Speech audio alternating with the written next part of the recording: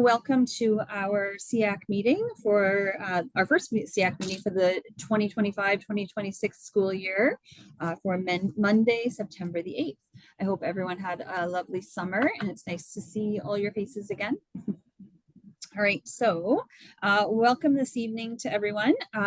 Before we get started, I'll let Superintendent Jacobs, if you wanted to introduce our new Principal of Special Education. I know Tyson was here, Principal Maxwell, sorry, was here last time, but now you're officially in the role. I thought we can welcome you properly. Yes, I'd like to officially welcome Tyson Maxwell, who brings a wealth of knowledge from a secondary perspective. My career has been mainly in elementary, as has Principal Francis, but having Tyson bring that secondary perspective has been invaluable already in the last 2 weeks that I've been working with him. So welcome aboard, Tyson, and he knows it's busy, that's for sure. So definitely has been it's very different than a school startup, but very it's super interesting learning, as like it really does make you think about the students and what when they transition in, like how fantastic that piece is, but the anxiety that comes with a new job and new role, new grade, just for those students. So you really do appreciate that. Awesome. Well, we are excited to have you here, and as Superintendent Jacob said, I'm really happy to have that secondary lens on with special education principal as well. I think all the previous principals that I've worked with have all started or been from the elementary level, so it's great to have that different perspective here. So welcome, welcome. We hope you have a nice, easy transition in. We're all about smooth transition. We're all about smooth transitions here at SEAC. It's going to happen. Yeah. Awesome. All right. So we will start off the evening with our land acknowledgement. And this evening we have Kristen Bowman for that. Thank you. Simcoe County District School Board acknowledges that we are situated on the traditional land of the Anishinaabe people. The Anishinaabe include the Ojibwe, Ottawa, and Potawatomi nations, collectively known as the Three Fires Confederacy. We are dedicated to honoring Indigenous history and culture and committed to moving forward in the spirit of reconciliation and respect with all First Nation, Métis, and Inuit people. Thank you very much. Okay, so next up we have our SEAC Statement of Beliefs, and I have Amanda Burton for that one.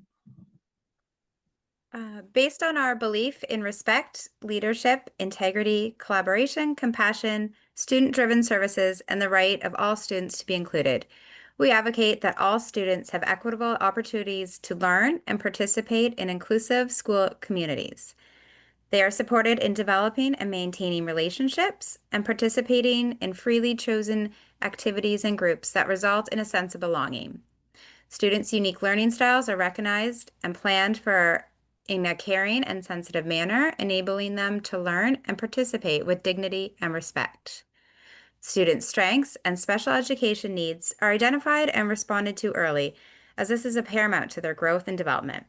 Based on the best practices and research of the Simcoe County District School Board, we adopt proactive initiative practices to promote individual students' capacities and gifts while addressing their special education needs. Education services are delivered using a collaborative and flexible process centered on the strengths and needs of the students, inclusive of family, school, and community, and based on the best learning outcomes for the student. The student's voice is key to all decisions made on behalf and with the student. Great, thank you very much. Okay, all right, so that takes us to our roll call. We do have regrets this evening from Andrea Trafford and Lindsay Mascotti. Jenny Jackson is no longer the representative for Family Connections, so they will be sending a nominee forward for a new representative. I'm excited we have Tamara Hannon still with us here tonight, but my understanding is that Tamara moving forward will not be our Empower Simcoe representative anymore, but a nomination for her replacement is coming forward there. But we're excited we get you for one last time, Tamara. Well, and I've said, I'm happy to be the secondary. If she can't make it, I'll still attend. Perfect. So we might still get to see you. Excellent. Good. Okay. All right. So that takes us to the approval of the agenda. Do I have a mover to approve the agenda for this evening? Trustee Lloyd, seconded by Amanda Burton. Thank you very much. Any questions or comments on or changes or anything like that to the agenda? Not seeing any, so I'll ask all those in favor. And that carries. Thank you very much. All right. So next up would be our minutes from our previous meeting. So I'd be looking for a motion to approve the minutes from our last meeting, from our June meeting. Do I have a mover for that? Trustee Lloyd. So I need a second.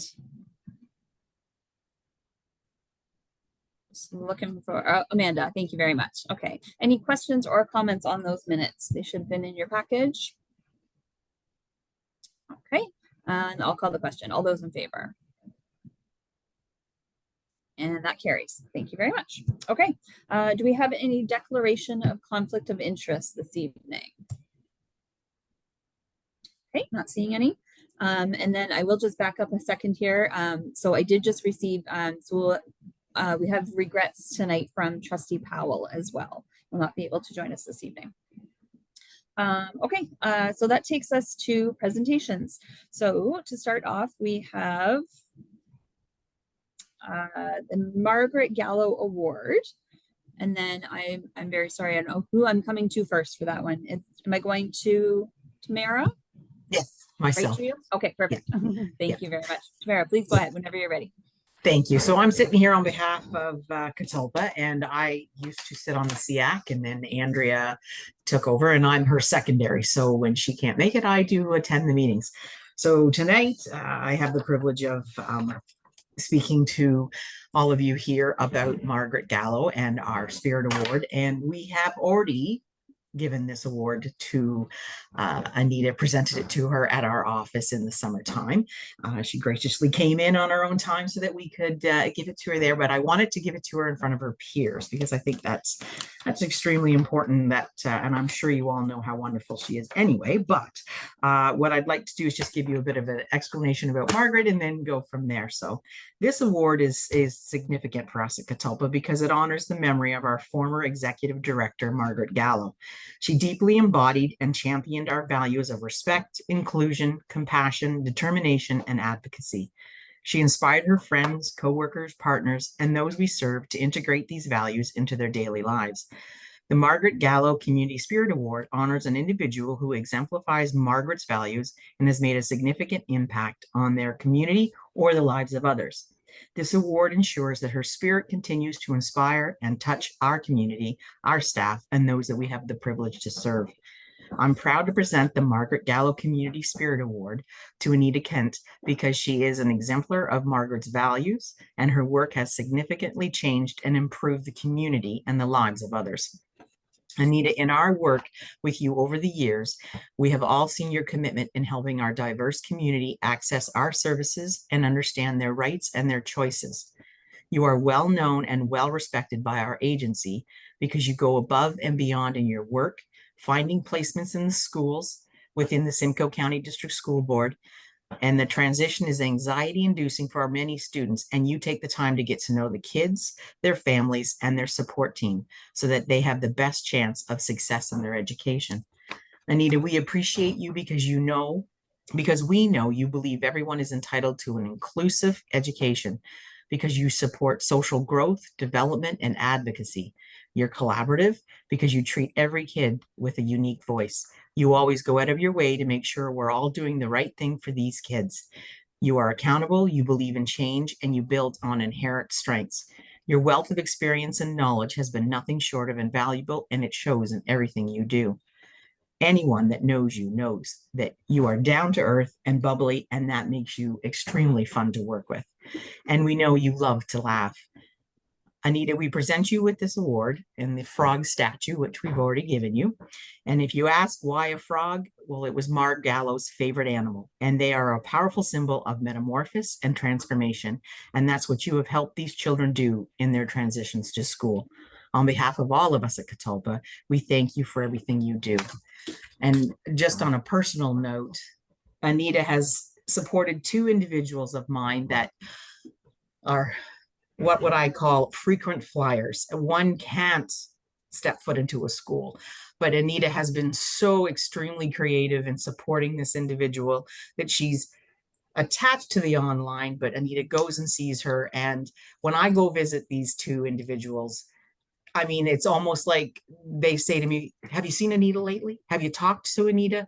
And when they say her name, it is said with passion and sincere. They like her. And that's so important, that these two individuals are not stepping into schools yet, but really have such a great foundation of the love of school, because it would be very hard for these two individuals to be in school right now. But yet Anita has really creatively thought of ways for these two to be part of the school system. And I so appreciate Anita, and very happy that she came back again, because, you know, you guys change roles.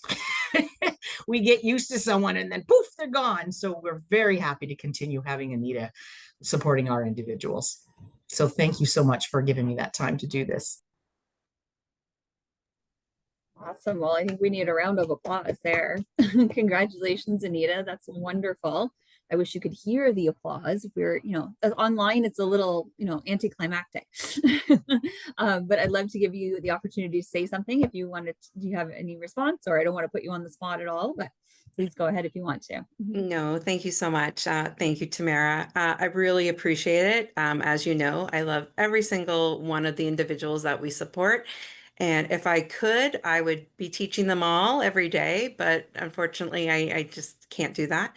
I really appreciate working with Catalpa and the collaboration and the creativity. And truly, it's about the communication. You know, we do have some complicated individuals that we share in common, and some of that complexity goes not only to their diagnoses but also to their family dynamics and lots of different things. So I really do appreciate that we have that relationship and that collaboration, so that we're able to and we understand that we're all working towards the same goal, even if it doesn't look exactly the way we'd like it to at the moment. We're still moving forward. So I appreciate it, and I look forward to working with you some more and the rest of our team as well. So thank you so much. Well, congratulations again. I have to say that just from what I've known of you over the last, you know, SEAC years and everything, Anita, what always has jumped out to me is that you seem to very much value relationships, right? Like I feel like I don't even know you very well, but I feel like when you work with a child, you value the relationship with them. And we all know in education that relationships are everything, right? If you have a connected relationship with a student, you can do wonders from there. So the fact that you respect that and value that and work hard on that, I think, you know, is such an amazing base. So we're all very, very lucky to have you. So thank you so much. Yeah, well, I know that one. Thank you. Awesome. Okay. All right. So we will move on in our agenda to the wonderful Dr. Bronwyn Davis. So we have a report on psychoeducational assessments. And am I coming right to you, Dr. Davis? Is that all right? Yes. Okay. That is all right. Yeah. Okay. Go ahead. I'm going to share my screen and sound. And hoping you can see the presentation screen and hear me great. So I am happy to present today on psychoeducational assessments. I think this follows up a little bit from last year, where there was a request to understand about all of our teams in special ed and what they do. This is obviously a big piece of our psychology team and their role in our board. And also my understanding, it was a request from some members of SEAC to have a presentation on psychoeducational assessments. So I'm hitting this from a few different angles today. I will provide a little overview as to kind of what a psychoeducational assessment is. Also then specifically about how we manage them in Simcoe County District School Board, some system learning that we did, and some results from some surveys that we have sent out in the past couple of years to get a sense from schools, their experience of the assessment process, and then just sort of end with some next steps. So to begin, so what is a psychoeducational assessment? It's interesting that this is something that there's people who just, they know this, they've had them done with their own kids or their students, and they're understanding. And then just this week, I had a conversation with another educator who had no idea what that term meant, what it referred to, because of just the different role they play. So generally, it is a comprehensive evaluation, which basically means we're coming at it from lots of different angles, and we're trying to gain a large understanding of the student. And we think about their cognitive abilities in this assessment, their academic skills. Usually it also will include some emotional and behavioral functioning and how these things are related to the student's learning and their school. Usually they're going to involve a series of standardized tests, which basically means activities we will do with a student and get a sense of how they can do on that activity, which gives us a picture of what we think it represents, another kind of skill or ability, and how it kind of falls compared to other kids a student's age or grade.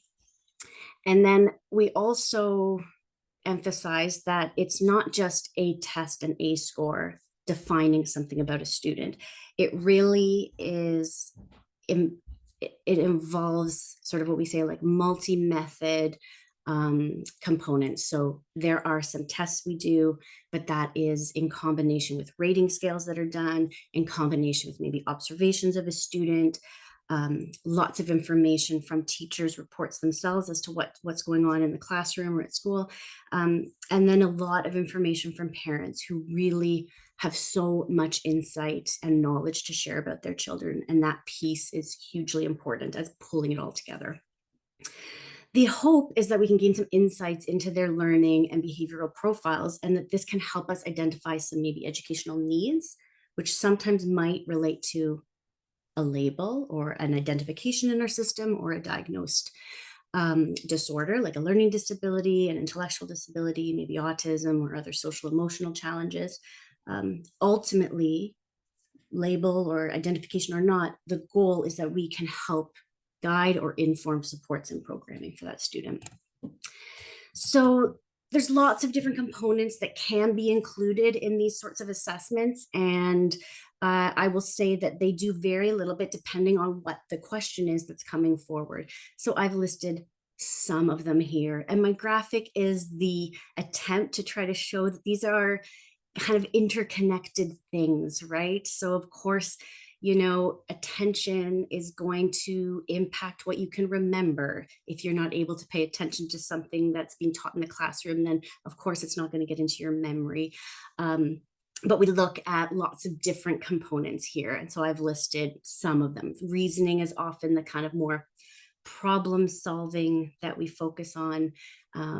Adaptive functioning for many learners is a key piece, but we want to understand their sort of ability, their sort of level of independence in daily life, both at school and at home. So depending on the referral, these are sort of a variety of pieces that might be included. It's important to understand that the psychoeducational assessment is not our first line or a first approach when we're supporting students. And it can be tricky because there is this sort of belief in our world that we do a kind of like a wait and see approach or wait and fail approach, right? You may have heard that where, oh, you can't get it till this grade because then they've had time to fail, which breaks my heart because I feel like that doesn't show all of the good work that our educators are doing throughout that time, which is essential and important part of the process. So really what I've tried to depict here is that we are always trying to get to know our students, and educators are doing that in a wide variety of ways, some more formal, some maybe informal. They're going to use that knowledge to inform their supports, their differentiated instruction in the classroom. And over time, they might have different forms of assessments that they're using for that. Sometimes there are students where they might need more information. And in our system, then those students often, one of the first sort of the next steps that we might consider would be to do a standardized academic assessment. And we use the CATIA. And that is going to then provide the school with a really in-depth, sort of more academic skill profile that can connect to very specific goals that they can target. Now, after that and trying that kind of what can be gained from that assessment, there are still some students where more understanding is needed. And at that point is usually when we might consider a psychoeducational assessment as a possibility. So, as I mentioned at the sort of beginning, information from parents is such a key part of the assessment. It's just as important as any of the direct work we might do with the student themselves. And what's also, so they have to really also participate and be invested in the process. When an assessment is started, the psychologist will go through the assessment process in detail to do informed consent with the parent or guardian. But even to initiate that referral, we have parents have to also give consent for that referral to even be made. So we want families, parents and guardians, to have an understanding of what is being suggested for their student. And sometimes CERTs have lots of knowledge and are very good at explaining that. Sometimes parents already have a lot of knowledge. Sometimes they might benefit from a little bit more. So we did develop this video, which is on the public facing website, which any CERT could send out to parents or guardians wanting more information to just understand what we mean by this long term. And we also will send it out when we kind of start meeting with families, just to make sure they fully understand. I will play it. I think there's enough time. It's a 6-minute video. And I think I played this for SEAC a couple years ago, but I think we have some new members. So what hopefully is you a see it and hear it. psychoeducational assessment? In one of these assessments, a qualified psychology team member works with you and your child to best understand how your child learns and how they can be best supported in their learning environment. This assessment takes a look at a number of different aspects that might affect how your child learns. One aspect is cognition. This is how your child understands the world and how they think about different problems and activities. It also looks at how much time they need to understand things and how much they can hold in their brain at one time. Another part of the assessment is academics. We need to understand where your child is at compared to other kids their age. It's a little different than their grade level or what they're doing at school, because it looks at how your child performs when we look at really specific skills and when they're working with an adult one-on-one. We also want to know if anything else is getting in the way of how your child learns. In our assessment, we look at how your child is doing socially. How do they get along with people? Do they have friends? We also look at how they're doing emotionally. Do they worry a lot? Are they really sad? We also want to know what their behavior is like. Do they have a hard time sitting still? Are they safe? This gives us a better understanding of how to best support your child. Parents and guardians are super important to these assessments. We can't do them without a parent consent. This means we've had a conversation with you and talked to you about it. We need to make sure you understand your rights, the risks and benefits to an assessment. Do you feel that it's the right choice for your child?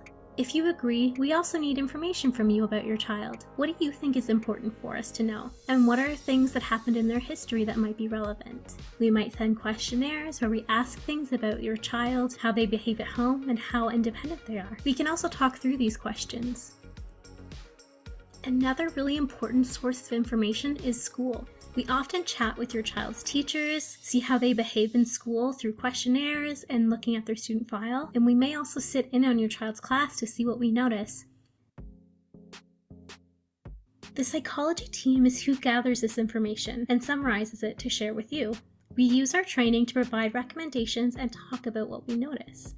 Depending on what we find, we may feel that your child fits a diagnostic category, like ADHD, a learning disorder, or an intellectual disability.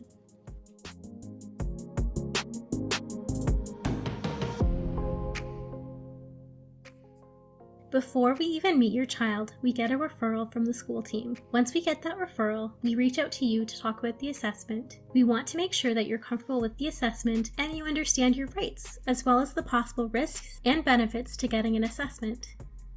If you agree, we get more information from you through interviews, questionnaires, or rating scales. We contact the school and set up some visits there. and we may also send questionnaires for your child's teacher as well.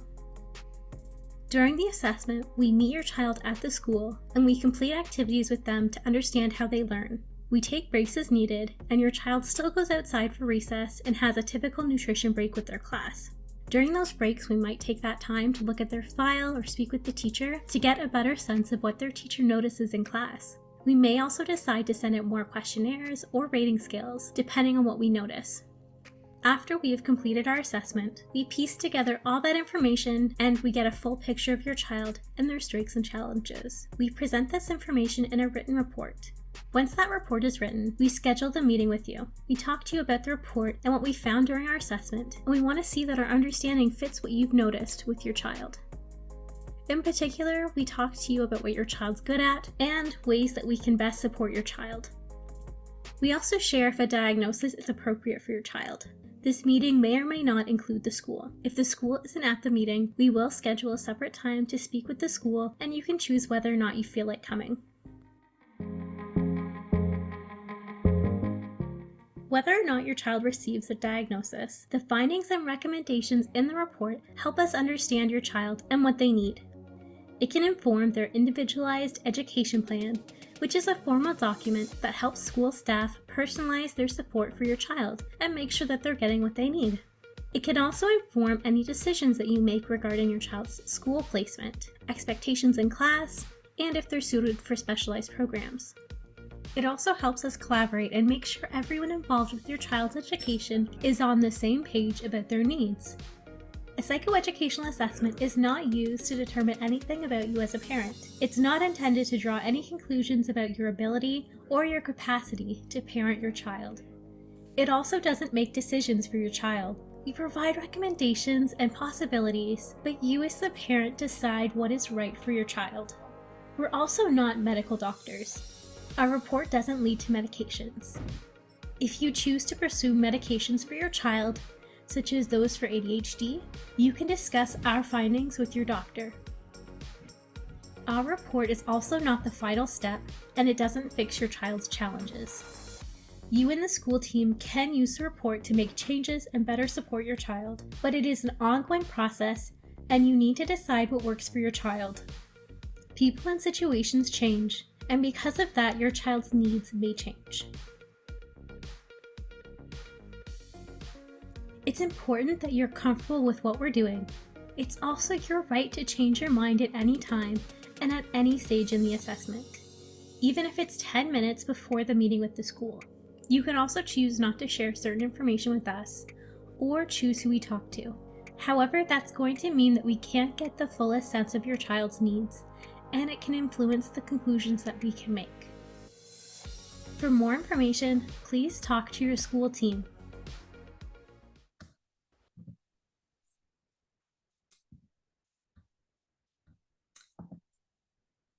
Okay, so great. In Simcoe County District School Board, the way we manage assessments is that our elementary schools are provided with sort of a set allotment or a number of psychoeducational assessments that they can put forward to be completed during that school year. And that allotment number is based on a combination of their projected enrollment as well as some needs-based data. We also have some that we hold centrally so that we can respond to additional needs as they are brought forward. Secondary schools aren't provided an allotment specifically, but they can reach out as needed on a case-by-case situation to discuss. Last year, we completed around 400 psychoeducational assessments. The psychology team also supported schools in other ways, such as through some more consultation type work.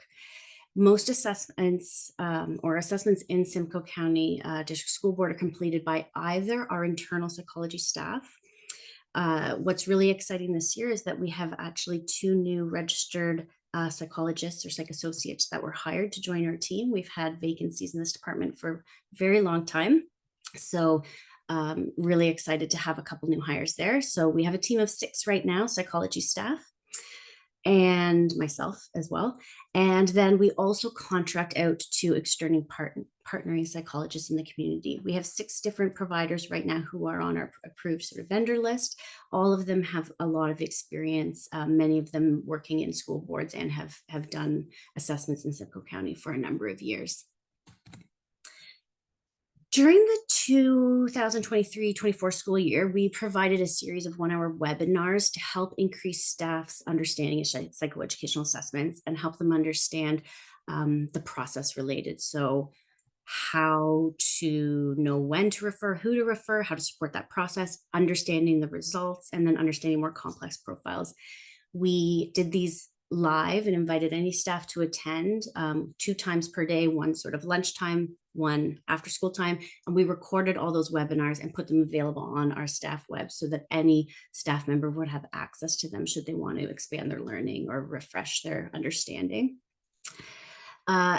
We did that 2 years ago, I guess, 23-24, and had them available online last year. But the plan would be to provide some live updated webinars this year.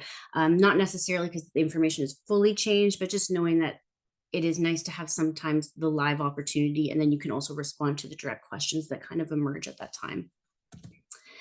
We have also sent surveys the last couple of years to schools to make sure we are understanding that the process is working well for them, and understand in particular how our contracted assessments are going as a way of having kind of a oversight. There's a number of questions that are part of that survey. I think we've had around 40 or so schools reply to the survey in both the 2 years. I combined some data today for this presentation. You can see an example question on the side where we asked them to rate, overall level of satisfaction with the assessment reports, 1 being very dissatisfied, 5 being very satisfied. And you can see on the right-hand side that the satisfaction questions, the percentage of people, satisfied or very satisfied for those 4 categories. So the initial communication made by the psychologist, the time frame, the feedback meeting, and the report are all quite high. This is probably maybe the most important question, which is around the impact of the assessments on instruction or programming. And again here, although for some reason I wasn't thinking and I did my 5 on the other side, but the 5 is still positive, 5 and 4 being significant impact or a good impact. And you can see that most of the respondents are saying that these assessments are having impact on their students and their ability to program and support them. And no one is writing very little or little impact. A little bit more on that. I think some of there was space where people could share more if they wanted to. Didn't sort of even ask specifically about what they had to reply on here, but I've written some examples here that I can read to you to give some more meaning to the impact. After the assessment, the teacher was able to more fully understand the student's learning needs and essential practices and strategies to support the student. The school team could provide wraparound support to fully accommodate the student. As a result, the extreme modifications were reduced, and he was able to transition to high school with an improved career pathway. Another example, a student was identified as having a significant processing delay. Once he was given double the wait time when responding, his chance of successfully responding greatly increased. This in turn greatly increased his self-esteem and confidence level, as well as decreasing his frustration level. This has really changed how staff interact with him and allowed his true level of capability to be revealed. So some next steps, we continue to work to reduce the sort of shortages of school psychologists. In our department currently, we are working to support our 3 unregistered staff work toward further education and their pathway towards registration in Ontario. We also want to continue to maximize the impact that we are having in schools through potentially increased consultations. For example, there are times where schools may request a second assessment for a student, when in fact what they may benefit from is an opportunity to consult with a psychology team member to understand the results of the previous assessment and see how they may be in fact applicable in the current situation still. As I mentioned, we want to provide some updated system learning to make sure that these reports are understandable and useful for educators. And we also want to continue to develop and further our psychology team's learning, and particularly around the issues around diversity and equity inclusion principles in the context of psychoeducational assessments. And I'm happy to answer any questions. Thank you very much, Dr. Davis. Always appreciated. All right, I will look to our group first. Do we have any questions or comments? Trustee Lloyd, go ahead. Thank you very much. The presentation was informative. And I do have a question. I know you say you did 400 assessments last year. And one of the things we've often heard, and probably more so in the past than recently, is wait lists or the number of assessments that, get delayed or don't happen. So are we able to meet the demand, or are we still waitlisting children? Well, that is a little bit of a tricky question to answer given the way we structure them in our system. So I think the reality, and if I'm honest, if I asked schools how many assessments they would like to put forward, they would have a number that is greater than what is available to them, right? So they would have a wait list in that regard. But we don't hold that centrally, right? We say, here's what you can put forward, and we complete what comes into us centrally every year within the school year. So I think, do I think it's enough in a sense? Not really. And that's why we continue to think about ways that we maximize them. So in the past, sometimes there are pockets of funding that appear throughout the year that if we think it could be used for a psych assessment, that is like on the table for discussion, for example. Sometimes the government decides to specifically allocate additional money to psych assessments, which we jump at. And in some ways, because we have our contracted assessors already kind of set up, we can easily do that in our system. It's not like we're searching for someone to do them. And part of our professional learning for our team is also really exploring how are we able to provide a really good service product here, but also be efficient in our work, right? How can we make sure that we are maximizing and servicing as many schools and students? So it's on our mind always about how we can do more. Okay, thank you. Thank you. Any other questions? I just had a comment. I think that our board has really come a long way in the waitlist sense in the last years that I've been on SEAC anyway. When I first started, it was something that I feel like I got calls about a lot. I heard about a lot from people that they wanted these assessments and they were waiting, but it's not something I hear about as much anymore. And I think a lot of it has to do with other work that we are doing. The KTIAs, I make a huge difference, and just other work that all of our wonderful staff are doing to support these kiddos without necessarily an assessment, but in other ways. I recently was working with another board supporting a student, and they had never heard of a KTIA, which really shocked me, but also made me really super impressed with our board, because I have seen KTIAs solve so many problems, right? So many of those kiddos that are waiting, or families that are waiting, are the KTIA seems to fill that gap on what they need to know, right? So it does not, of course, reach all the places that the psychoed assessment does, but it does reach a lot of our kids. And I think it really makes a difference on that wait list and being able to support kids in different ways. So I do think that our board has done a great job in finding other ways to be able to figure out how we need to support our kids without necessarily giving everyone that assessment, which of course we wish that we could, but we hear that we're just not possible all the time. So I think it's really great that we are finding other ways to do it. But of course, we can always want more and wish for more, for sure.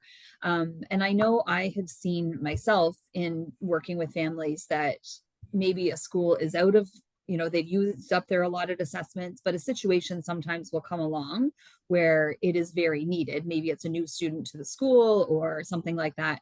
And usually there are other places that they can pull that assessment from. would I be correct in that explanation, that usually, you know, if it's really necessary and it's new and it's not something that was expected, that maybe, you know, that child could still end up with an assessment that year? It's absolutely possible. We are always looking to try to meet students' needs and the school's needs. So there are a number of times where something occurs. Maybe, you know, like you said, a student has moved into the board, you know, and the school's already provided all of their assessments for the year. These are things we would certainly try our best to respond to. Often we have like our special education consultants are really in tune with the needs of their schools, and they help us navigate kind of where do we really need to sort of devote those extra resources, or the situation that we weren't expecting emerged, and we try our best to respond to. Great. That's great to hear. Thank you very much. Kevin, go ahead. Yeah. Psych eds have always been one of the big complaint points from parents. But it's usually been misunderstandings that cause a lot of the complaints. And yes, over the last 7 years or so, maybe even a little longer, COVID kind of puts my sense of time out of whack. We've improved a lot by both the number and the speed at which we respond to them. But what I'm finding is that kids still fall through the cracks. But there doesn't seem to be a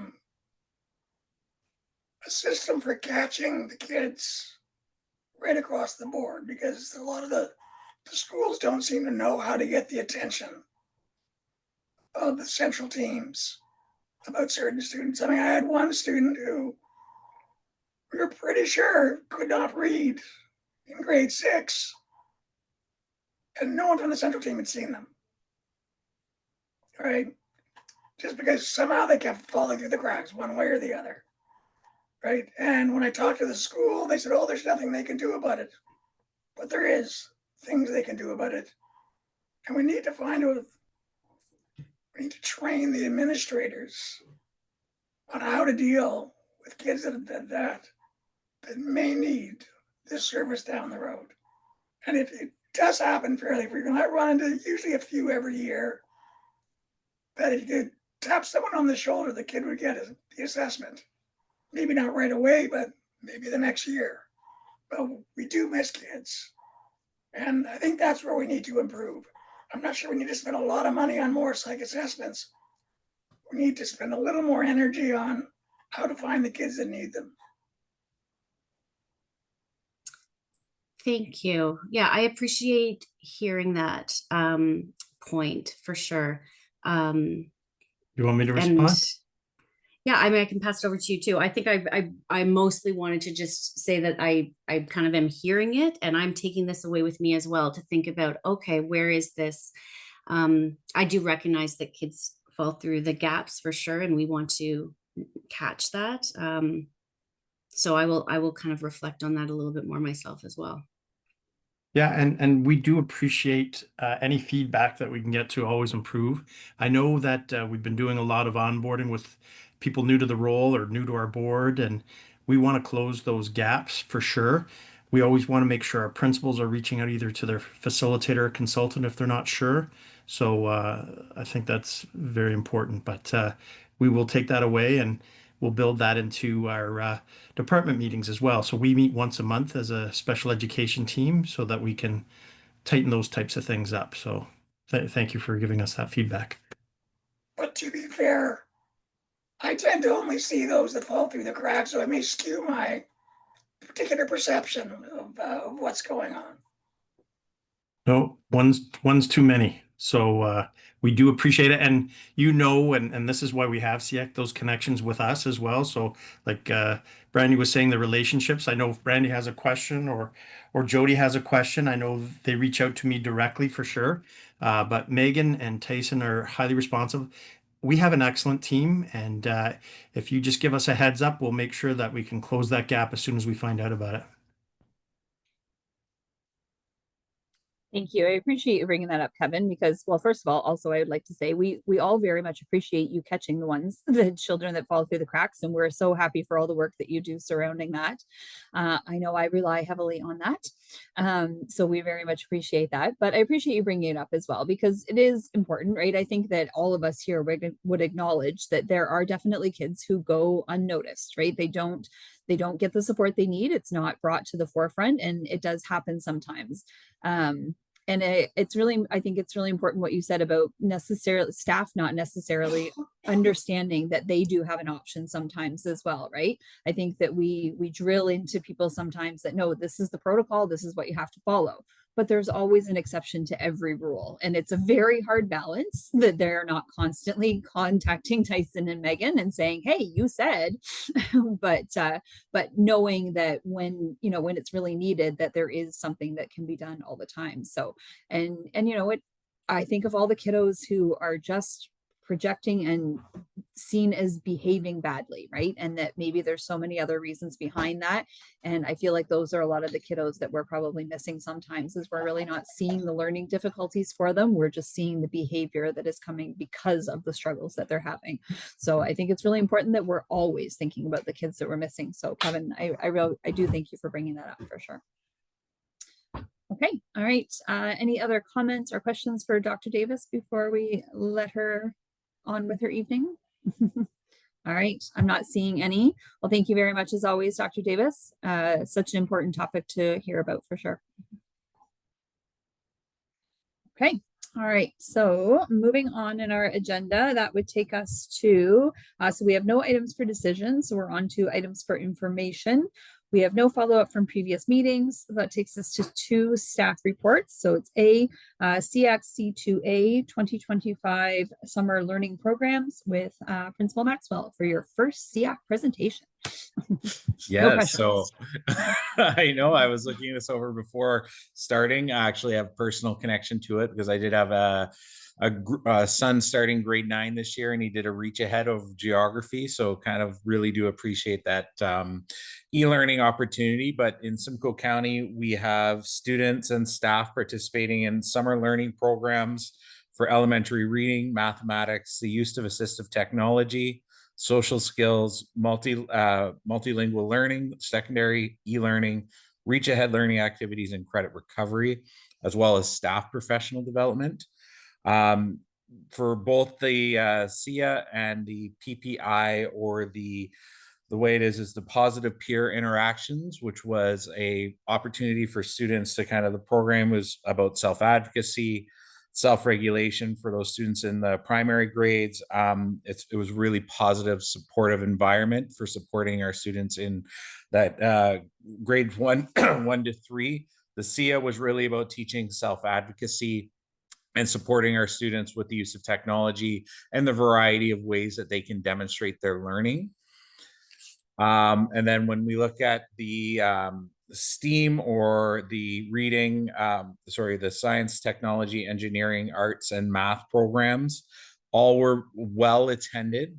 Many of these programs, they focused on providing fundamental reading skills and supporting improved mathematics achievement. And also within that program offered many students the opportunity to work on supporting their well-being within there. So again, inside of that packet, or inside the program, we had students for about 150 minutes of the day focused on problem solving, reading, sort of evidence-based direct reading instruction. And then we also had students who had time where they were engaging with our outdoor education space, supporting the students in their own learning. We also had, for our ML students, Enhance Your English program from grade 4 to 6. So it's targeting those students who are acquiring the English language or improving on their acquisition of the English language. It was focused on students who are on the STEP continuum from step 1 to 3, and really targeting and supporting them with the acquisition of language. We also had our adult and continuing education offered summer e-learning program this over the summer.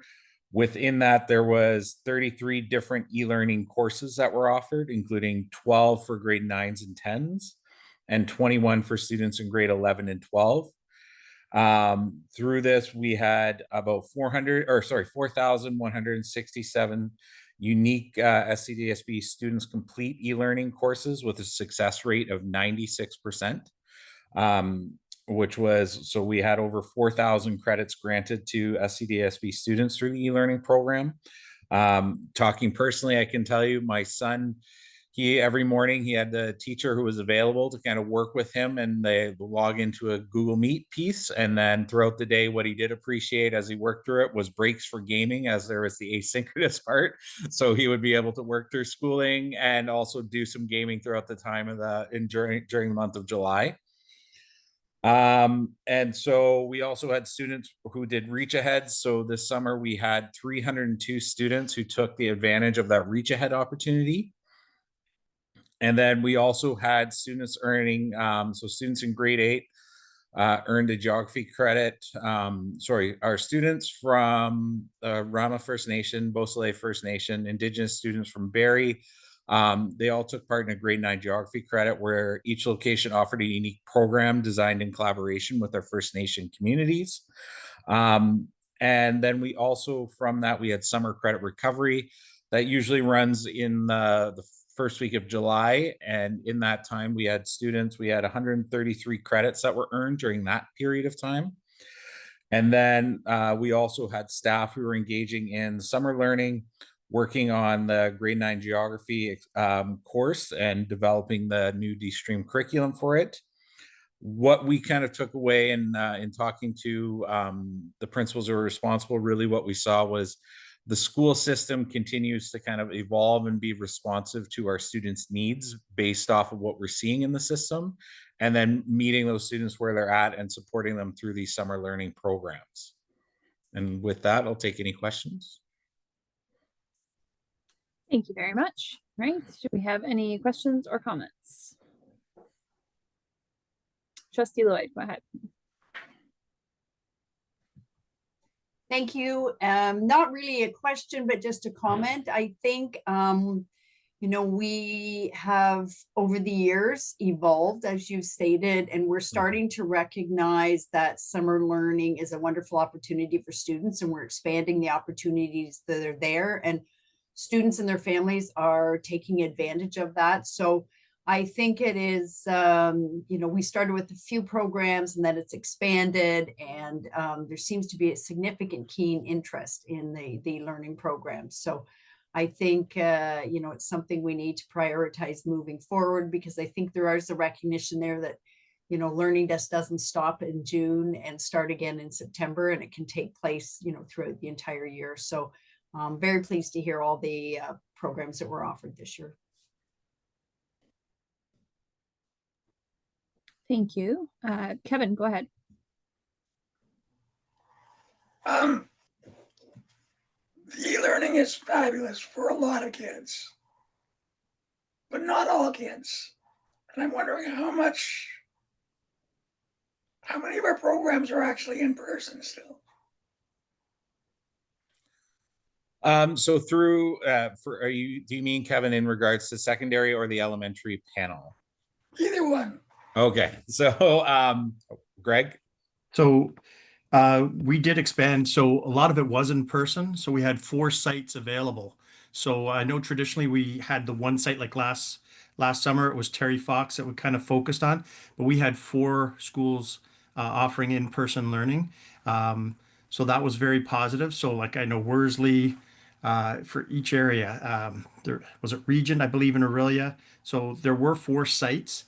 And I know from the special ed perspective, I know the one thing that I was talking with Kadri, Principal Jessup, about too is she felt that the PPI program, it had 36 students, but a lot of this was in-person learning. So especially for our younger students. Okay, thanks.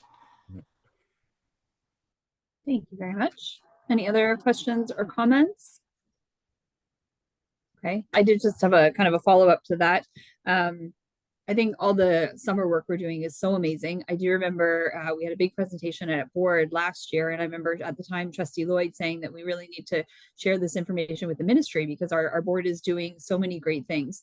Often when we're doing things, I will look at other boards and see what they're doing to compare, and I did that with this. I had a look around, and there are some boards that are only offering credit recovery in the summer. They're doing nothing else like we're doing.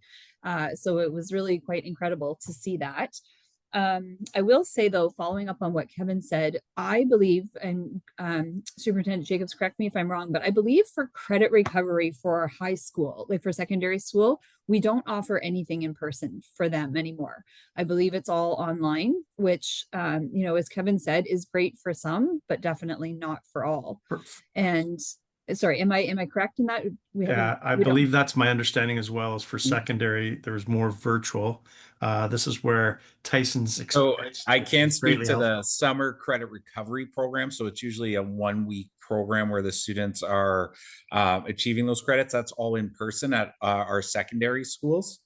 That the students are working through those working through those packages or materials maybe they've missed out throughout the school year, and there's a chance to demonstrate that learning. So that usually happens in that first week of July. And sorry, you said they are in person? I asked this question at board a couple of years ago, and I was told that there was no more in person in the secondary schools. So it is the way it is offered. It is one sort of a 1 week session for the credit recovery, not the full credit courses, but the credit recovery ones. During COVID, we did flip them online, but since then it has flipped back into in-person sessions. That's great to hear. I'm very, very glad to hear that. Thank you. I'm glad I asked again then, because that was my understanding that there wasn't an in-person option. And again, like Kevin said, you know, it's great for a lot of people, but it just doesn't work for some. And I do think, I say it all the time, I think a lot of our kids have online learning PTSD after COVID, and some of them just can't get themselves there, right? So that's really great to hear. I'm glad.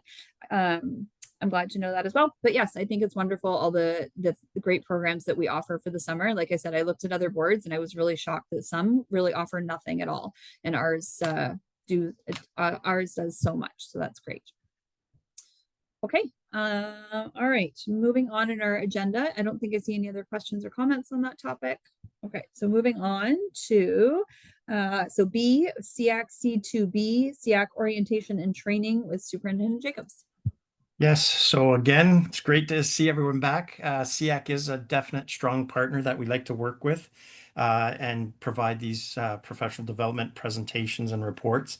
Again, our collective focus is on academic achievement, independence, using the IEP as a supportive tool to support student success, strengthening our community partnerships. And I just wanted to mention, we did have a chance to meet with Catalpa, because the other big thing too is the change in personnel from a school board perspective, but from Catalpa as well. So they invited us and hosted, and so we got to meet the players at Catalpa, and I'm hoping that we can do that with the other organizations with whom we work, like New Path, Canark, and so on. But thank you, Catalpa, for having and hosting us.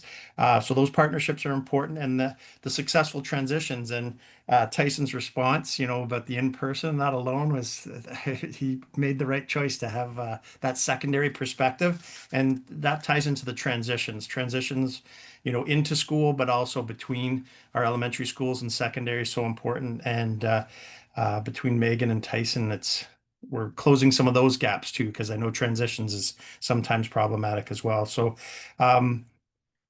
SEAC helps advise, gives us that feedback. We want to close those gaps. We also want to provide opportunities for professional development and learning about processes. And sometimes we have to reflect on those processes. Do we need to change, right, with certain aspects? So in terms of the appendix that was provided here, these are recommended suggestions. Again, we're open to feedback. So in the appendix, so for instance, for September, we suggested the psychoeducational assessments, summer learning, and this orientation and training report and presentation. But we have listed a number of things for every month that we meet. And if there's anything that you want in addition to or in place of, please let us know. So for instance, October, we have the IEP process and updates. So that's always a big one, you know, if there's any changes. But the other thing too is we do those parent reach out or parent engagement for special education. We are looking at possibly doing it differently, where it doesn't have to be a one-time event. So we are looking at working with communications and creating presentations. The IEP one is well attended, but we want to get it so that, you know, people that are asking in, you know, November or December or February, you know, they want to know more about the IEP process, so that we have kind of like a library of different presentations that parents can go to at any time and not just wait for a one-time event. So the other things there are around the after-school skills development programs that we offer and engaging parents, guardians of students with special education needs. So that's kind of what we have slated for October. But if there is any feedback on any of the presentations or changes, please don't hesitate to let us know. And with that, I'll take any questions. Great. Thank you very much. Is there anything that comes to mind for anyone right away that you'd want to add on there? Any questions or anything? I'll raise my real hand. 'Cause Kristen, please go. I'm being lazy to find one. You I can see mentioned that one easy. yeah, exactly. Transition planning is mentioned there, and Yeah. I find that transition planning is always tricky because depending on which lens you come with, you're thinking of something different. Are you referring to transition? Like, there's so many transitions, so maybe I should just ask the question: which transition are we talking? Out of school, into high school, into school? So it could be all of the above. So into school, in between panels would be another one, and even out of school. So we do provide, for instance, two work experience sites so that students can transition into the workforce. So we have one at Innisdale and one at Bradford. So it'd be any transitions. That one's slated for December. Just because that's roughly around the time when they start to talk about transitions, you know, for instance, for grade 8 students transitioning to secondary. But that can include all transitions. Okay. I guess the reason I asked, we've been talking a lot at Children's Treatment Network about transitions recently, and we recognize sort of some of the challenges transitioning into adult services. And of course, we're all in children's services, but we have a responsibility to understand what the next step is, and probably do as good a job as we can to prepare our kids for that next step. So I would be interested to hear sort of some of the stuff that's happening in terms of like at the board, in terms of the prep, in addition to the work. But you know, the meetings, and I know there's lots of work being done, and I think that review would be good. Yeah, and that's for December, but we Yeah. could bump it up if you want. But No, I can wait. I know for like, you know, some of the things that are occurring, like we're trying to collaborate with more of our preschool partners as well in terms of providing professional development.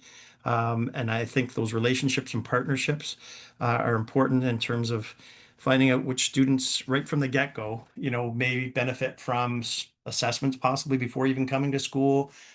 So there's Superintendent Webb actually is part of that programming in terms of PD for preschool as they transition into kindergarten. And then just around that secondary perspective, elementary transitioning into secondary, and so on, you know, tends to start off in around December and then goes full blown in January. But our two work experience sites too, we're looking at expanding upon that program just with the number of students at the Bradford site and the Innisdale. And we have some great partners with like Rona, Home Depot, where we're getting our students with special education needs actually going into the workforce. So, so that's been good. And I believe Kim Birch will be talking about that as well. I don't have her name attached here, but it's on this agenda somewhere. So she presented, I believe, last year as well with Jenna Bales in terms of those transitions to work.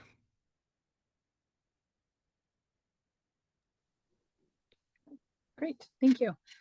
Oh, there you are. Kevin, you moved on my screen. I knew I had you on my list. There you are. Please go ahead. First, I'd like to thank you for giving this sort of year-long outline. Very useful for thinking about what else we want to add in. But on to the transitions. I've always found treating transitions as sort of a global concept means that we don't actually get information on anything. That's really useful. The transition into school is a big task. deserves a presentation all on its own, just getting the kids in and getting the services transferred in. Getting to high school is its own,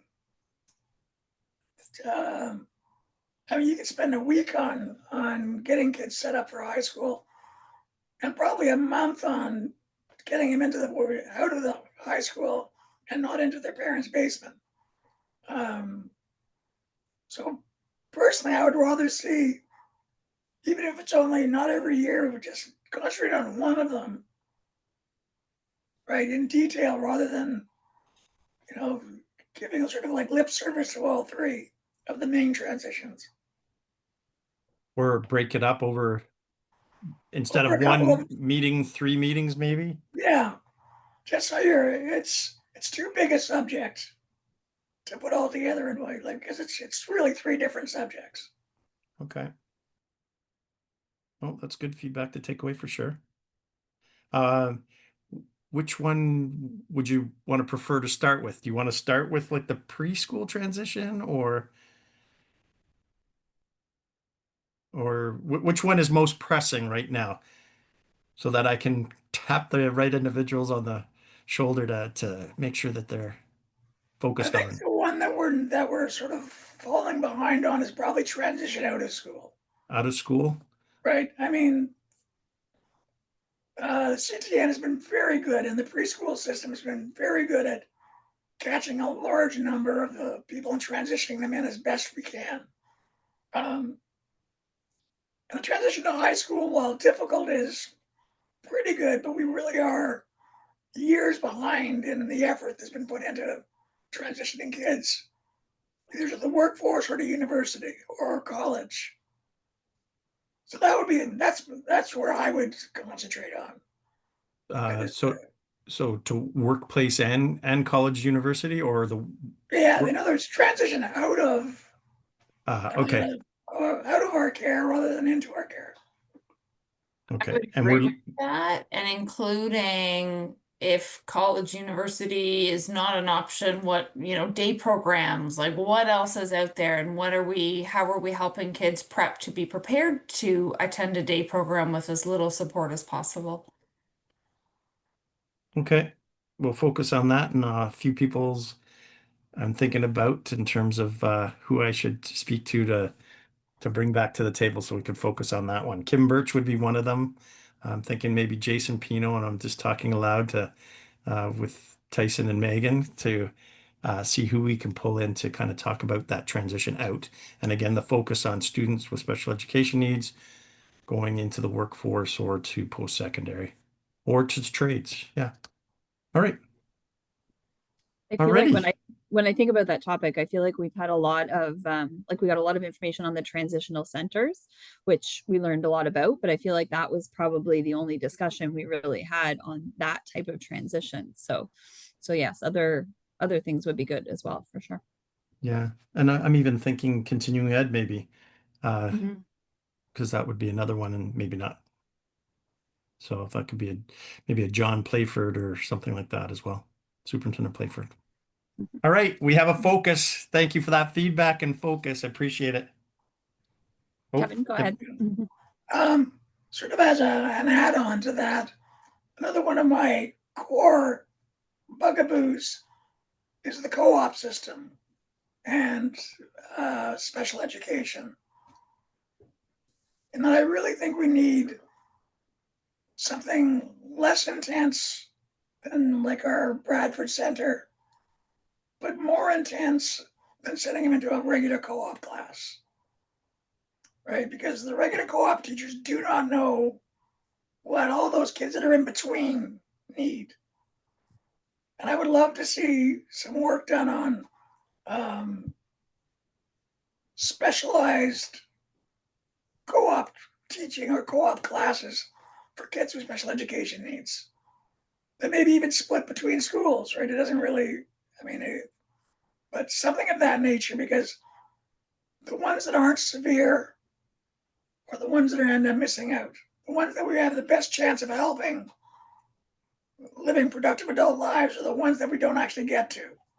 So I'd like to see a little more effort into that, and maybe some ideas tossed out about how we could deal with that, that group, that cohort. Okay. I will talk with my colleagues and we'll see what we can bring forward for December. Okay. Thank you very much. All right. Any other ideas or thoughts on what you'd like to see throughout the year? Okay, I just did have one quick one. Superintendent Jacobs, I feel like I would like to have a better understanding of a modified day. I would say Kevin agrees. For those of you who can't see him, I would say that Kevin agrees. But I would like to have a better understanding of a modified day, what it means, what it means formally, and what it means to a school, what it means to a family, you know, the processes, all the things that go along with that. I think it's something that I've been hearing more and more about as a trustee in the last little while. And it's something that I feel like I just need a better understanding of. So if we could have some kind of information on that, on the modified day, that would be very much appreciated. And Kevin, I feel you have something to add. Go ahead. And how do we track this data? Right? Because modified days are, to me, a form of exclusion. And we're not tracking it because it's voluntary or it's built into an item. So we're not tracking how many days the board is losing, right? And whether we're getting any better at it than we were before. Because a key statistic should be reducing the amount of time that we can't handle the kids in our classroom. Okay, I've added it to my notes. Thank you. Yes, all those things that Kevin said too. Like I said, I'm just more curious of the process and the formalities and the tracking and all of those things. And I'm guessing as soon as someone's on a modified day, there must be a plan to get them off a modified day. Just all those things that surround it, I would really appreciate learning more about. So thank you very much. Okay. All right. Okay, so back to our agenda, because I don't think there was anything else for that topic. Okay, so back to our agenda, that takes us to C, so SEAC C2C, 24-25 Empower Simcoe Inclusive Awards, and we have Principal Francis. Well, this is a delightful topic I get to share with you because it's really about creating positive outcomes for students and their families. So Empower Simcoe is a wonderful organization. Their Inclusion Excellence Awards are presented annually to educators, and we have 9 of them from Simcoe County District School Board, 9 educators who were selected for Simcoe Empower Simcoe Inclusion Awards this year. So they include Greg Palka from our central team, Jennifer Case from Worsley Elementary School, Jennifer Vickrook from Pine River, Kelly Jarzillo from Bradford Secondary Transition Program, Kim Birch from the Bradford Secondary Transition Program, Luciana Flores from Baxter Central, Melissa McKeon from Alcona Glen, Mona Parsum from Baxter Central, and Sarah Jo Ottawell from Connaught. So I think I really feel that having 9 of these exemplary educators recognized by Empower Simcoe really is such an honor for us as a board. And this is really showing our commitment to inclusion for Simcoe County District School Board students and their families. And we were just really delighted and proud to see them recognized for their wonderful efforts. Thank you, Principal Francis. Yes, and congratulations to all of those wonderful award recipients. That's a lot. 9 is a lot. And I feel like I have to say 2 things about that. One thing is that we have a lot of amazing people. So of course we have 9. And the other, I have to say, Tamara Hannon, you did a great job of pushing that in the last year or so. I feel like you've done a really great job of saying, hey, we've got to get this out there more. We have these wonderful awards and we did a good job of pushing it out there to the system a lot more. So I think more people realize that it was there and that they could nominate people. And, you know, it's great to be acknowledged. It's great when that people receive these awards and when you're acknowledged for the great work that you're doing, you tend to continue that. So that's great. I'm very happy to hear all that. Okay. All right. So moving on in our agenda again. So we have SEAC C2D. So we have Maxie, Principal Maxwell with Maxie for us. So this was a new one to me. I had not heard of this one before. And so part of education, we always learn lots of acronyms. Basically, in preparation for the fall MASSI submission, you're going to get a template, and we're looking for it to be filled out by September 30th. So Lori will be sending that out tomorrow, because I don't, and then that information will be submitted.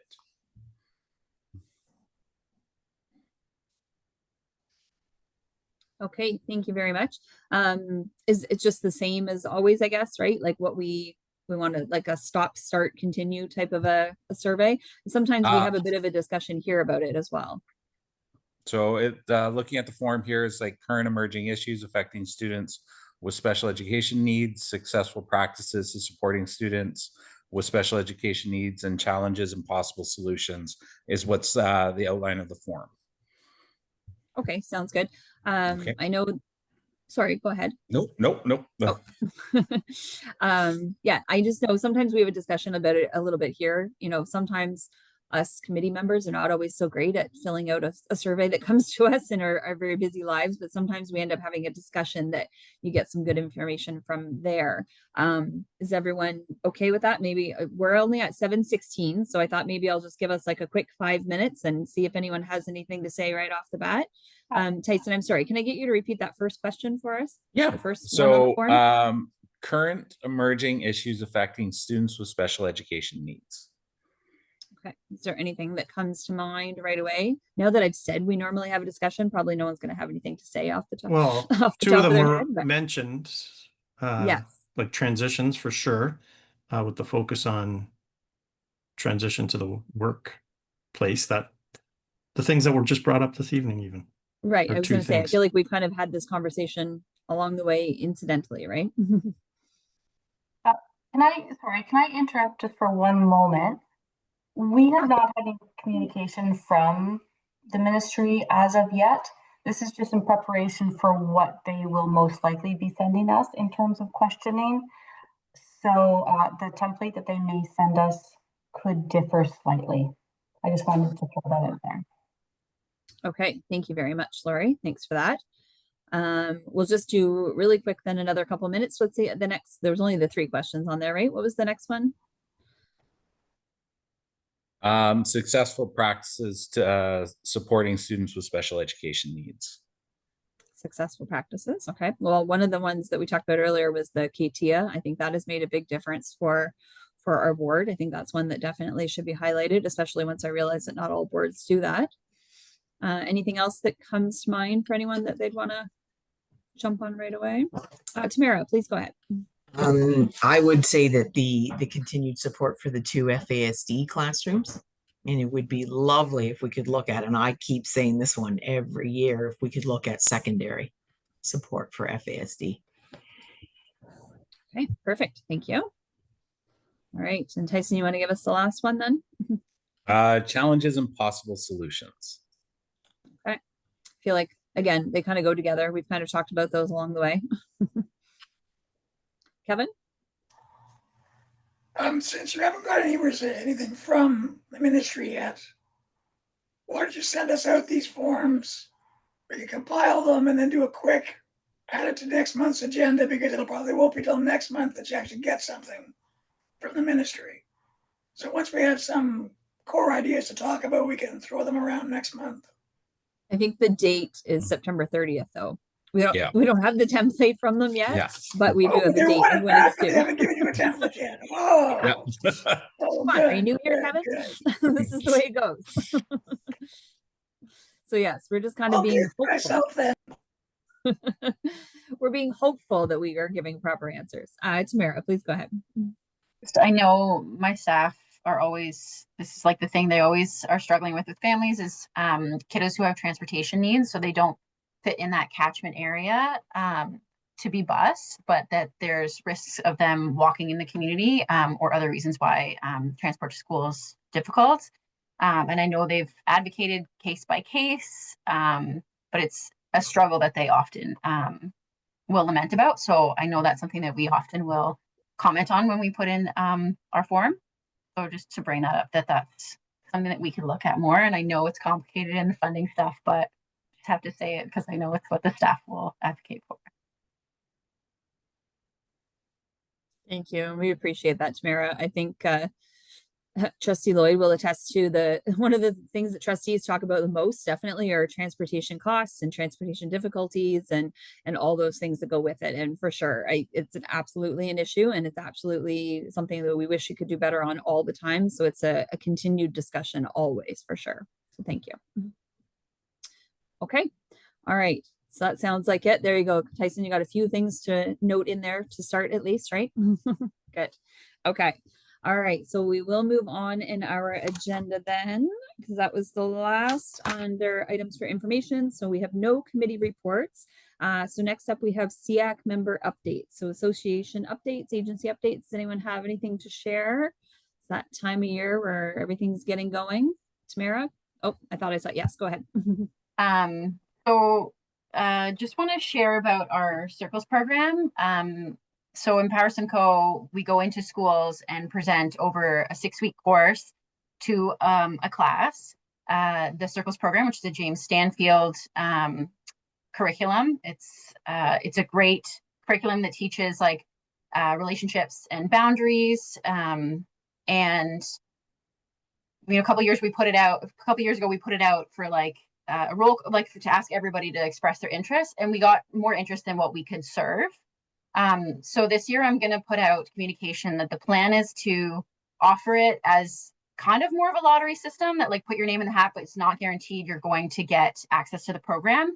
Because first come, first serve doesn't work when we have more than we can serve in a year. And then by the time we're offering the program, it's not the same class that you put forward. So that communication is going to come out to both the public and the Catholic boards to just let them know that we're going to have to kind of change how that program is being offered. But it is a great program. We have schools that like every year are requesting it, and it's great. But I think we need to start trying to serve more schools and not letting schools who've received it every year continue to receive it every year. So kind of take breaks in between. So just a heads up that that's going to be coming. And I mean, it's a great program and I know it's well received. So we're going to keep doing our best to offer it as much as we can in the coming year. That's great, Tamara. Thank you. It's always a good problem to have when your program is too popular, right? Excellent. Okay. Anything else to share? SEAC member updates? Not seeing any at this time. Just double checking. Okay. All right. I'm not seeing any at this time, so we will move on to, so we have board member updates. I know it's September, Trustee Lloyd. I'm sure there's not a lot to share, but do you have anything to share for a board member update? Just a couple of things. I think, certainly I speak from my area where the return to school has been actually pretty smooth. And so very grateful for that. And, I think we are as a board right now, we're waiting for a call for capital priorities. I think we already had it this time last year and we don't have it yet. So that is a concern to us. And one of the other things that we are celebrating this month is we opened a brand new school out at Horseshoe, and it was done on time. We actually had the occupancy permit in July, and which allowed for a really smooth transition into that school, because it's always the dreaded fear. And there's been some, media about that across the province in a couple of areas where the buildings weren't done in time for September. So this for us is a really good news story, and we're very excited because it has a partnership with the Township of Oromodonte for a community center in it, and very, very exciting for the start to school with that. And so we will have more in the next meeting, and there's lots going on provincially, as you all know, and lots of talk about concerns over funding, and in particular spec ed funding. There was a great article recently in the I think it was the Toronto Star that did the article this past weekend, but there's certainly lots of talk across the province and lots of concern about the funding or the lack thereof. And I'm sure it will be discussed further as we move deeper into the fall. So thank you. Thank you very much, Trustee Lloyd. I think I said it's June. What I meant was it's September and we just met in June. I think you know what I meant. Sorry about Yeah, that. yeah, I'm good. I'm good. I Thank think you you. got what I meant. But yes, I had the opportunity to visit our new Horseshoe Valley School or Horseshoe Heights, and it is beautiful. And I just wanted to say from a special education perspective, I was really, really impressed with all of the wonderful sensory spaces and like the great giant learning center and another sensory room. It was just, you know, as Trustee Lloyd mentioned, we're always waiting for, you know, more buildings to be built within our board. We need more space. It's our biggest pressure within the board is we need space, we need schools. And there's so many of the older schools that I go to visit, and a sensory room is literally the end of a hallway by a doorway that's not being used, or it's literally a closet or something like that. And these schools are doing their best with the situations that they have, and they are serving their students well. But when I walked into the new school and I saw all of the amazing sensory spaces and the amazing special education spaces, it just made my heart so happy. I was so excited in every single room that we went into. So it's really nice to see our new buildings that are going to be able to serve all of our students so well. So yes, everyone should be happy to see those ones for sure. Greg, sorry, go ahead. Yeah, so the one nice thing that we're working with our project managing teams and design and construction, we have a monthly standing meeting with them now just to talk about new builds. So we were quite involved in discussion with Corey Van Nispen, Superintendent Van Nispen and his team. I don't think we have any schools slated for the September 2026, but we have some definitely in 2027. So we have been having those conversations, not only new builds, but also renovations. So we do get funding for annually for putting money into renovations. So some schools that would have had, so like WR Best would have had a renovation for a developmental skills class. Aurelia Secondary School, we did put in an ASD proper classroom there. So they have 2 life skills and a proper ASD class. So we are constantly, well, each month we are talking with them about where are we looking at putting our money. So we're kind of coordinating and what are the designs that are working effectively and what are things that we can improve upon with hopefully each successive build. So it's been great to have that partnership with them. That's great to hear. Thank you. Made me excited to see the new Angus school coming, let me tell you. I'm excited to see lots of spaces in there too. Okay, all right. So next up on our agenda, we have our golden buzzer with Principal Francis. Okay, I'm going to share my screen here so that hopefully you can see what I'd like to share with you for golden buzzer.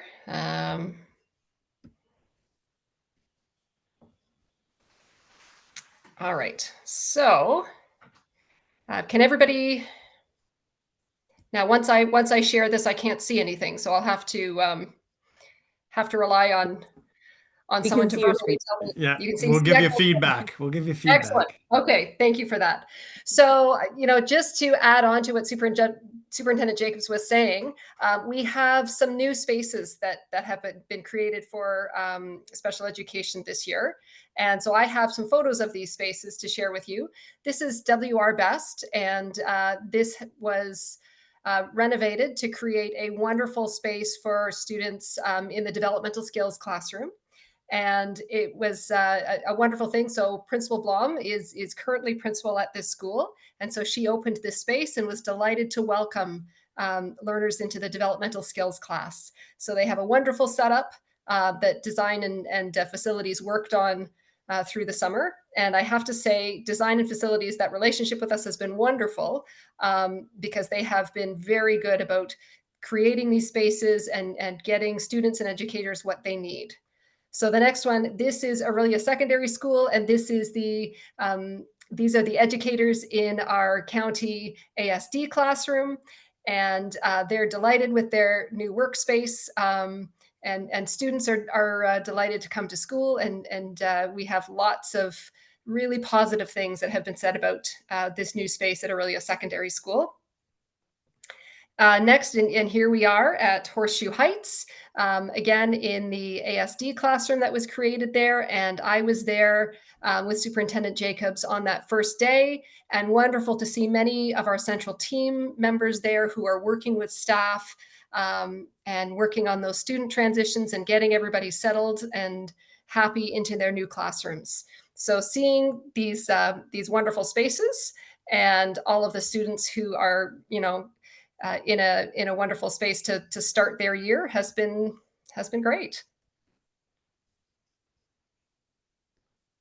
I'll try to stop sharing now. There we go. So that's what our golden buzzer this year is that wonderful startup. One more that I would add to that is we had a program transition from Johnson Street to Warnica, and that is our CTEP, or Care and Treatment Education Program with CANARC. That again, our design and facility services were wonderful in terms of stepping up and really making sure that this space was ready to welcome learners to it. So it's been a fourth classroom that's not a new classroom, but it's certainly a change of location. Awesome. Thank you so much, Principal Francis. I think, you know, it's so important that we're evolving all the time, right? If we look back, our schools that were built 50 years ago were not built for sensory spaces. They were not built for these types of things, right? Because it wasn't something that we were talking about yet. And so it's very important that we're always evolving and learning and changing and adapting and making sure we're doing better as we learn better all the time. So I'm excited to see all the efforts to make that happen. Thank you. Okie doke. All right. So next up on our agenda is correspondence, which we have none today. Any other matters? Anything else anyone wanted to address or ask that hasn't come up yet? Kevin, go ahead.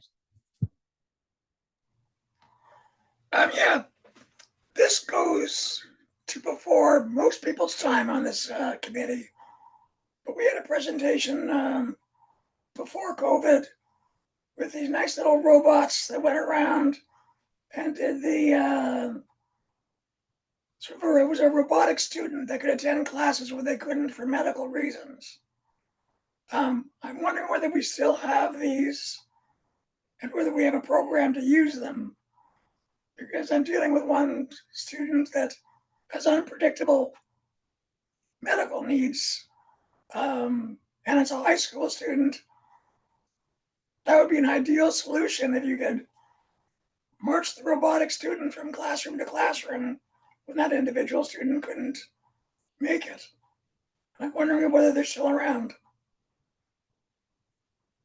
And I see the blank looks on people's face going, what is this man talking about? No, we can definitely look into it. I know AI is coming into it a lot, and I'm not sure if the robot, I'll ask Tina Bazik to see if she can find that presentation. I'm sure we can see if we can find it.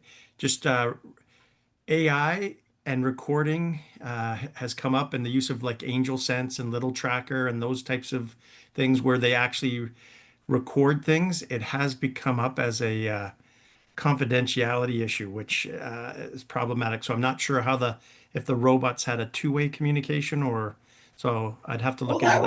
That was really up to, you could set it either way, what it was. If you were a fan of the Big Bang Theory, yeah, it's the same unit that Sheldon used to walk around in one of the episodes. And recorded, yeah. Okay. Yeah, I know that AI has gonna have huge, I know we're just at the tip with how AI is, but I know the confidentiality, if it's recording other students or dialogue, I know that we have had kind of legal counsel on that it's problematic. So, but I will see if I can find that report and see if it. And if not, what other options do you have if you've got a student that can't attend class on fairly significant numbers of days, right? Because really there has to be some way that they can access the curriculum. Right. Right. So if we can't do it that way, can we find what are the options? How can we go about it? How can we deal with the confidentiality issues? Right. Yeah. And I know like peer notes, teacher notes, I know e-learning, but yeah, we'll definitely take that one away and see if we can find this presentation and this robot you're talking about. Because we do have a special education cage down in the basement, and we're always looking at culling it, but I have not come across a robot down there yet, unless Tyson or Megan or Lori has, but definitely look into that. I will say Kevin is not dreaming. It was during my time too. So I was there for that presentation. That's when I found Superintendent Samus's true love for the Big Bang, because he really told us all about that one then. And I remember this robot coming around and we had a whole presentation on it. I want to say it was like, I don't know, 2018, 2020, somewhere in there. But yes, it was a big presentation. Kevin's not dreaming, I promise. Yeah, very good. Awesome. Okay, any other matters? Anyone have anything else? Quick scan, don't see anything. Okay. All right. Any notice of motion for next meeting? Not usually a big one around here. And then I would be looking for a motion to adjourn. Kevin, seconded by Trustee Lloyd. All those in favor? And that carries. We are adjourned. Thank you very much, everyone. All right. So our next meeting will be online again on Monday, October 6th. I will see you all then. Have a wonderful September. Thank you.